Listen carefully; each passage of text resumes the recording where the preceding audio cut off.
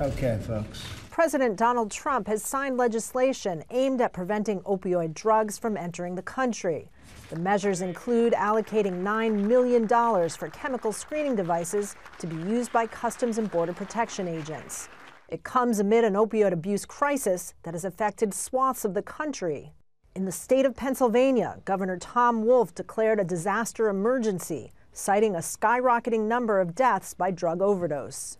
I don't take this action lightly. We know that this crisis has taken far too many lives. It has broken far too many families. It has decimated far too many communities, and it has gone on far too long.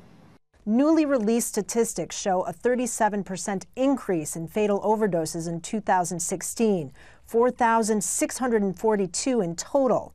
And initial reports show that number continued to climb in 2017, when overdose-related emergency room visits rose 82% through the third quarter. This despite state and local efforts to address the problem and clean up areas where drug use is rampant. Declaring a disaster emergency will allow the state to temporarily reduce regulatory burdens, making anti-overdose drugs more available and expanding access to treatment.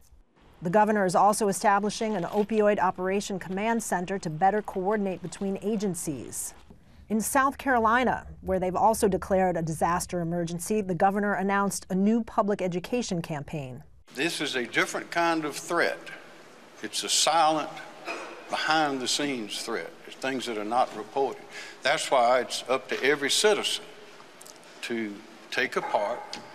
They used to say that this is society is not a spectator sport. You got to get out of the stands and get down in the game.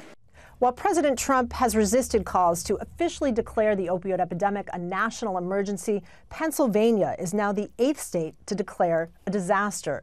A disaster designation lasts 90 days, but Governor Wolf left open the possibility of signing another one when this one runs out. Kristen, Saloomey, Al Jazeera.